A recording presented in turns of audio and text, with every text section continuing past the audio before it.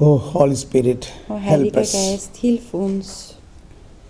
Catena Aurea, the golden chain. Catena Aurea, die goldene Kette. Thomas Aquinas collected all the teachings from the doctrines of the church and the fathers of the church. Thomas von Aquin hat alle Kommentare der Kirchenväter zum Evangelium zusammengesammelt. And now we take, this is only St. Matthew's Gospel. Wir werden jetzt nur das Matthäus-Evangelium behandeln. We don't know how many months will take to learn this. Und wir wissen nicht, wie viele Monate wir brauchen werden, um But das we zu begin. lernen. Aber wir fangen mal an. So, Gospel of Matthew chapter 1. Also Matthäus-Evangelium Kapitel 1. It begins with the first word, the book of generation of Jesus Christ, son of David, the son of Abraham. Es beginnt mit dem Satz Geschlechtsbuch Jesu Christi, des Sohnes Davids, des Sohnes Abrahams. Now the commentary is like St. Thomas Aquinas take every word and then collecting all what is written about that word by all the church fathers is narrated. Also der Kommentar baut sich so auf, dass er jeden Satz einzeln anführt aus dem Evangelium und dann jeden Kommentar, der da zu diesem Satz dazu passt, von den verschiedenen Kirchenvätern anfügt. So I may not read everything because then it will be very difficult. Also ich werde auch nicht alles lesen, denn das würde sich sehr schwierig But the main gestalten. points I will take. Aber die Hauptpunkte werde ich herausnehmen. Now, the first explanation is quoted from Saint Jerome. The prologue in Matthew. Das erste Zitat wird herausgenommen hier vom heiligen Hieronymus. The face of a man, as mentioned in Ezekiel's vision, signifies Matthew, who accordingly opens his gospel with the human genealogy of Christ. Also, weil das Menschenhaupt den Matthäus bezeichnet, also wieder Bezug nehmend auf diese Ezechiel-Stelle, der Mensch, so fing er gleichsam vom Menschen zu schreiben an, indem er sagte, das Geschlechtsbuch und so weiter. So Ezekiel 1:5, it's good to go through that. Also- Ezekiel chapter 1, verse 5. Bezug genommen wird hier eben auf Ezechiel, Kapitel 1, Vers 5. Wherein we have already learned about the four creatures referred there. Wir haben schon von den 4 Kreaturen gehört. So in which the first is from within it figures in the likeness of 4 living creatures appeared. This is what they looked like. They were in human form, but each had 4 faces and 4 wings, and their legs were straight. The soul, okay, that's enough. Also mittendrin erschien etwas wie 4 Lebewesen, und das war ihre Gestalt. Sie sahen aus wie Menschen. Jedes der Lebewesen hatte 4 Gesichter und 4 Flügel. So this is what we heard. The gospel, 4 gospels have 4 symbols of 4 creatures with wings, Und das out of which Matthew's gospel is represented by man. Also das haben wir eben schon gehört gestern, dass es diese 4 Kreaturen gibt und jede dieser Kreaturen wird einem Evangelium bzw. einem Evangelisten zugeschrieben und dem Matthäus-Evangelium wird hier die Kreatur Mensch zugeschrieben. So St. Jerome's explanation is about the genealogy of Jesus Christ. St. Jerome says Matthew started with the human genealogy of Jesus Christ, as Matthew's gospel symbolizes the human. Also Darum sagt hier der heilige Hieronymus, dass der Mensch das Matthäusevangelium bezeichnet, so fing er gleichsam vom Menschen zu schreiben an, indem er sagte, das Geschlechtsbuch Jesu The Christi. face und so of weiter. man. Also das Antlitz des Menschen. Yes. And Rabbanus, another teacher, by this exordium, he shows that it is the birth of Christ according to the flesh that he has undertaken to narrate. Der heilige Rabbanus sagt, durch diesen Eingang zeigt er genügend an, dass er die Geburt Christi nach dem Fleisch darstellen wollte. And what is the exhortation? That is the book of generation of Jesus Christ, the son of David, son of Abraham. Again we are saying the Also first der sentence of Titel, Matthew's Gospel. wie gesagt, es bezieht sich alles auf diesen Titel Geschlechtsbuch Jesu Christi, des Sohnes Davids, des Sohnes Abrahams. I may read it again and again because so many things are defined from this one sentence. Ich werde das immer wieder vorlesen, weil es eben um die Erklärung dieses Satzes geht.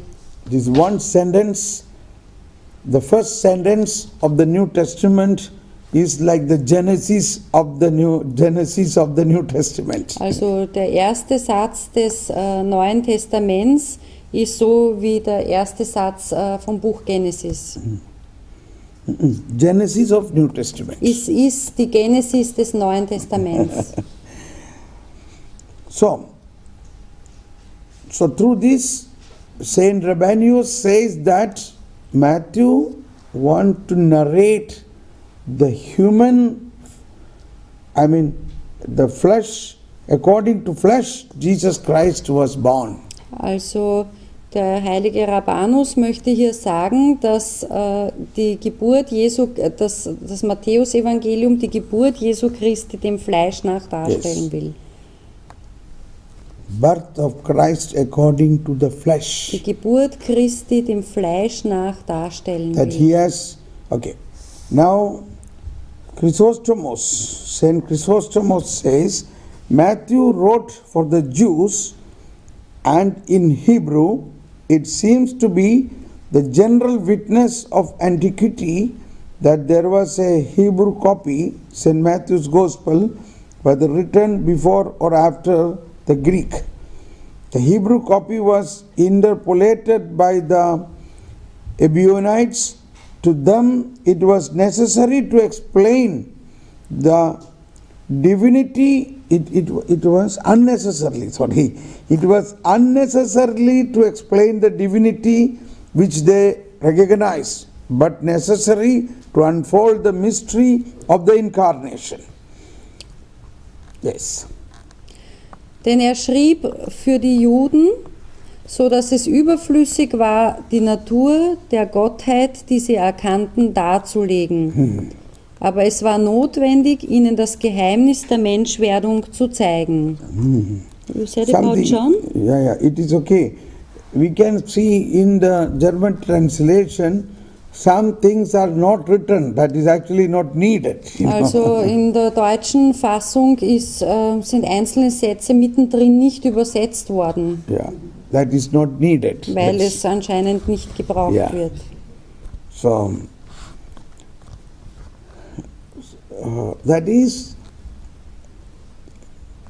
the Jews know very well about the divinity of Jesus, but they were not so much aware about the humanity, the human nature of Jesus. Also die Juden wussten sehr genau Bescheid über die Gottheit Jesu, aber eher fremd war ihnen die Menschheit Jesu. Yes.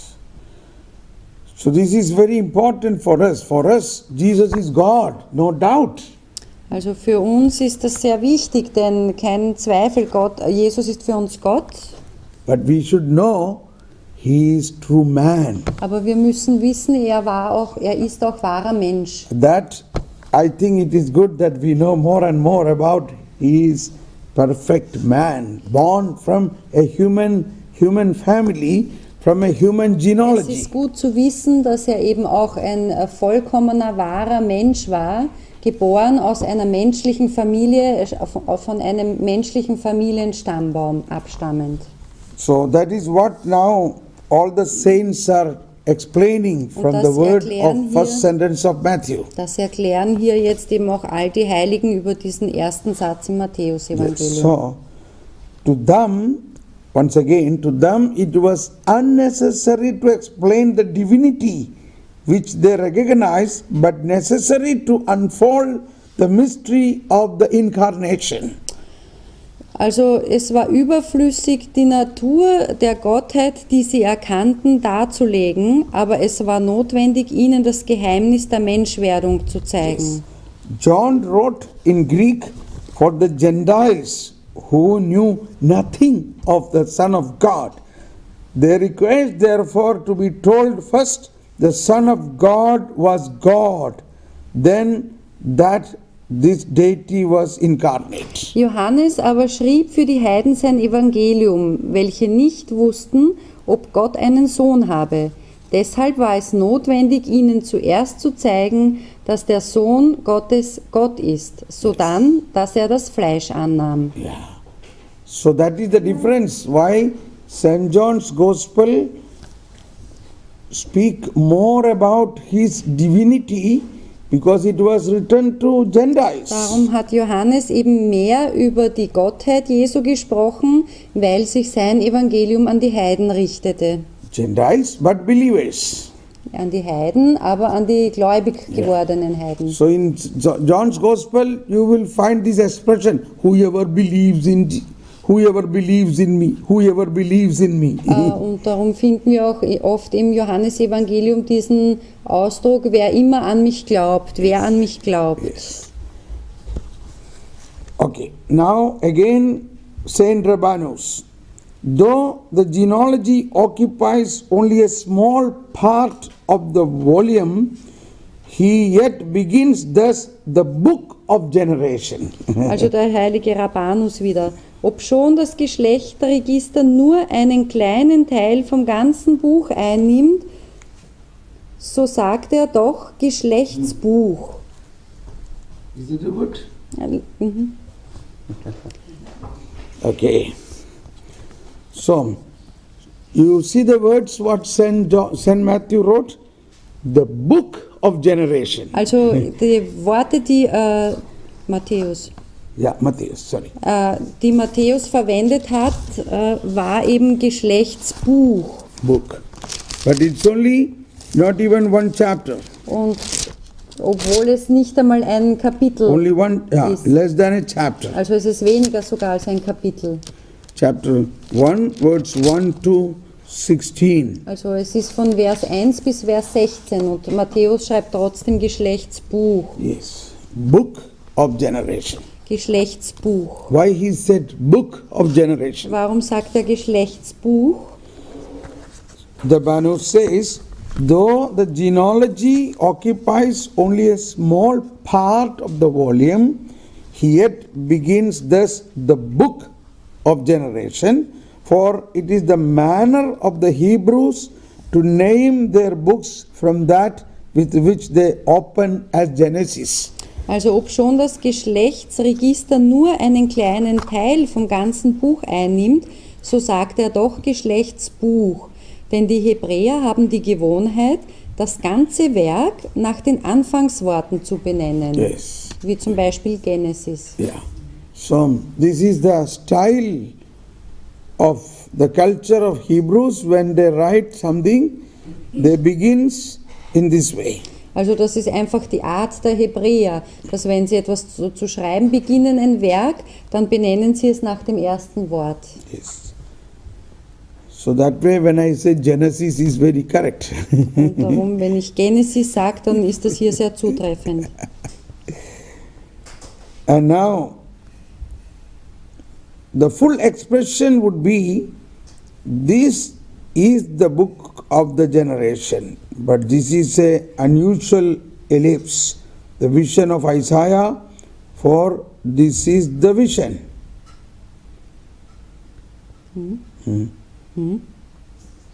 We shall read it. Yeah? Deutlicher wäre der Sinn, wenn er hieße, dies ist das Geschlechtsbuch. Aber diese Sprachweise findet sich an vielen Stellen wie Gesicht des Isaias, das heißt, dieses ist. Yes. Generation. He says in singular number. The word used is singular, generation. Also er verwendet das Wort Geschlecht, das ist sozusagen Generation, das ist sozusagen ein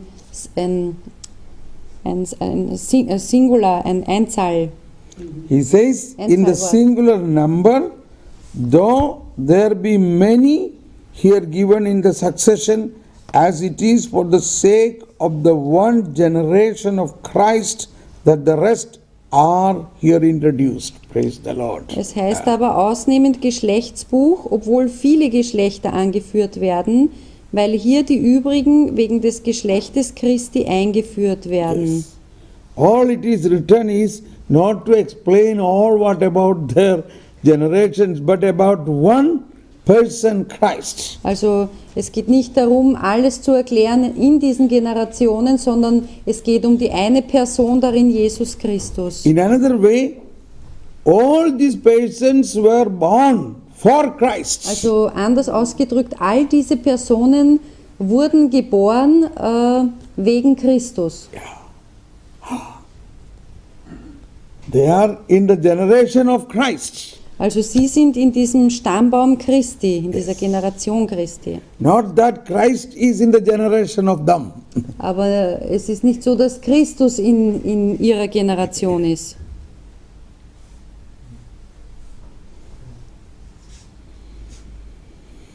Understand it? Versteht ihr das? Once again, he says in the singular number, though there be many here given in succession, as it is for the sake of one generation of Christ, that the rest are here introduced. Es heißt aber ausnehmend Geschlechtsbuch, obwohl viele Geschlechter angeführt werden, weil hier die übrigen wegen des Geschlechtes Christi eingeführt werden. Yes. Saint Chrysostomos, or he therefore entitles it the book of generation, because this is the sum of the whole dispensation, the root of all its blessing, that God become man, for this once affected, all other things followed, of course. Oder er nennt darum dieses Buch Geschlechtsbuch, weil es der Gipfel des Erlösungswerkes und die Wurzel aller Güter ist, dass Gott Mensch geworden ist. Correct, yeah. Because this is the sum of the whole dispensation, the root of all its blessings is that God became man. Oder er nennt dieses Buch darum Geschlechtsbuch, weil es der Gipfel des Erlösungswerkes und die Wurzel aller Güter ist, dass Gott Mensch geworden ist. What is the purpose of this generation? Was ist der Zweck dieses Stammbaums? To show that God become man. Aufzuzeigen, dass Gott Mensch geworden ist. God become man. Gott wurde Mensch. We learned about that. It is not his weakness that God has become man. How weak he became. Wir haben schon gelernt, dass Gott nicht aus einer Schwäche heraus Mensch geworden ist. But it is a biggest powerful thing happened in the universe, that the God became man. Sondern es ist die großartigste Sache im ganzen Universum, dass sozusagen Gott Mensch wurde. For that, to arrive that, it is not accidentally arrived. It was planned before many generations, before the foundation of the world. Also das war ja schon geplant vor Erschaffung der Welt und sozusagen um das zu erreichen, bediente sich Gott dieses Familienstammbaumes. Yes. It is not happened by chance. sondern es ist nicht zufällig oder irgendwie geschehen. Yes. God became man. Gott wurde Mensch. So God back calculated this how it should develop. So he brought a man he called a man Abraham. Also Gott hatte ja gewusst, was er vorhatte, und deswegen hat er diesen einen Mann Abraham berufen. So that is the next sentence. Abraham began Isaac, and Isaac begot Jacob. Jacob begot Judas and his brethren. Und das ist dann auch der nächste Satz. Abraham zeugte den Isaak, Isaak aber zeugte den Jakob, Jakob aber zeugte den Judas und dessen Brüder. But sorry, we have to go 1, 2, 3, 4, 5, 6 pages only about this one sentence. Es tut mir leid, also wir sind noch nicht bei Abraham, wir müssen vorher noch durch 6, 7 Seiten durch. Ja. Wir sind noch beim ersten Satz.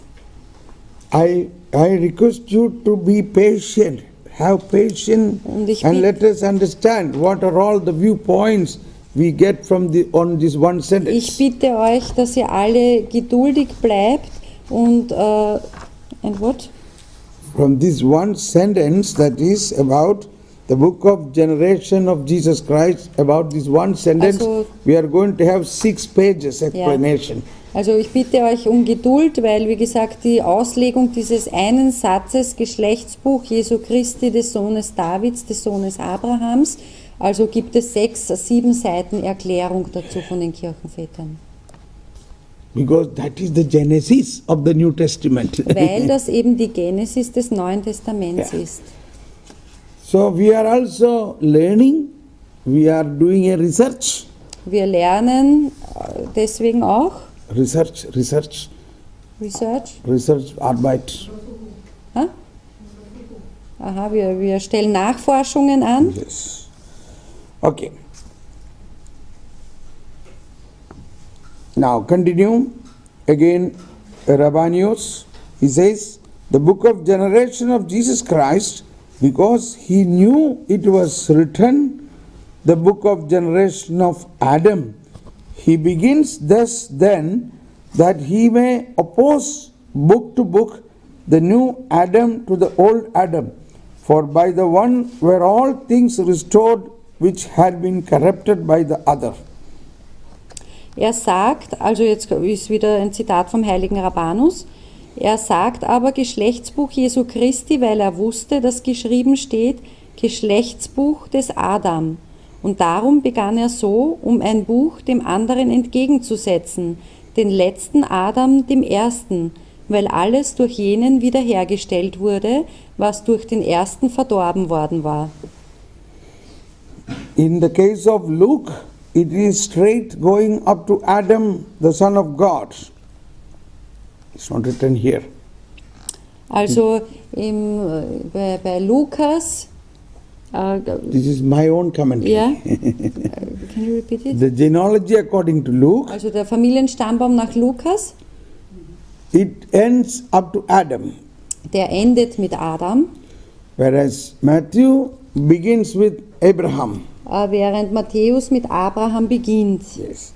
Now we come to Saint Jerome. We read in Isaiah, who shall declare his generation? Isaiah 53:8. But it does not follow that the evangelist contradicts the prophet or undertakes that he declares impossible. For Isaiah is speaking of the generation of the divine nature, St. Matthew of the incarnation of the human. St. Jerome says, we read in Isaiah chapter 53:8, Also der heilige Hieronymus sagt, wir lesen in Jesajas Kapitel 53,8, who shall declare his generation? wer kann seine Abstammung zählen? Who knows his his Darum destiny. sagte ich ja in einer anderen Übersetzung, nicht in unserer Bibelstelle, sondern in einer anderen Übersetzung. Isaiah 53:8. Jesaja 53,8, es steht in unserer Übersetzung nicht drin. Who shall declare his generation? Und wie heißt dieses Wort in der anderen? Ich habe es gerade vorgelesen. Wer kann seine Abstammung erzählen? Das war das Wort.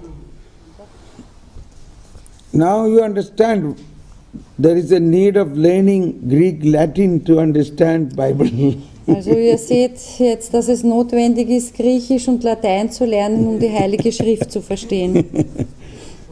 Okay, so who shall declare his generation? This is a very important point, what Isaiah said. But he meant about his divine generation. Also wer kann seine Abstammung erzählen? Und der Jesaja hat hier seine göttliche Abstammung gemeint. But Saint Jerome says, but Matthew says, I shall declare his generation, his human generation. Saint Jerome says, Also der heilige Hieronymus sagt, Matthew declared that I shall proclaim his generation. dass Matthäus erklärt, ich werde seine Abstammung erzählen. As if an answer to Isaiah, who shall declare his generation? Als eine Antwort auf den Propheten Jesajas, wer kann seine Abstammung erzählen? But one point is very clear here. So he had a generation. Aber eines ist hier sehr klar, er hat einen Stammbaum, eine He Abstammung. has not come just like that.